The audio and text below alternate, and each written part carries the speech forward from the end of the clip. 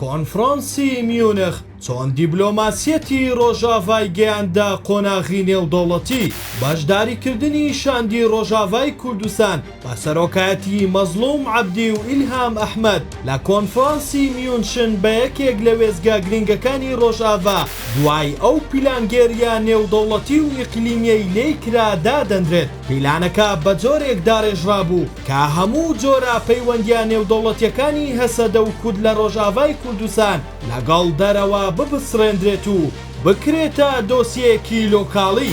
بەڵام ئەم بەشداری و کۆبوونەوە کاریگەر و گرنگەکانی مەزلوم عەبدی لەگەڵ شاندی وڵاتان دەری خست کە سەرلەبەری ئەم پلانە شکستی هێناوە. ئەگەرچی بەپێی راپۆرتی پێگەی ئەلمۆنیتەر هەریەک لە تورکیا و دیمەشق بەتوندی دژایەتی بەشداریکردنی شاندی ڕۆژاڤایان کردووە لە کۆنفرانسەکە، بەڵام پێداگری وڵاتان و دۆستە نێودەوڵەتیەکانی کورد وای کرد بەشداریەکە ئەنجام بدرێت. تورکیا بەم هۆیەوە بایکۆتی کۆنفرانسەکەی کرد. شاندی دیمەشقیش بە ناچاری بۆ ئەوەی کە ڕۆڵی کورد زیاتر کاریگەرتر نەبێت ئامادە بوون لەگەڵیان کۆ ببنەوە.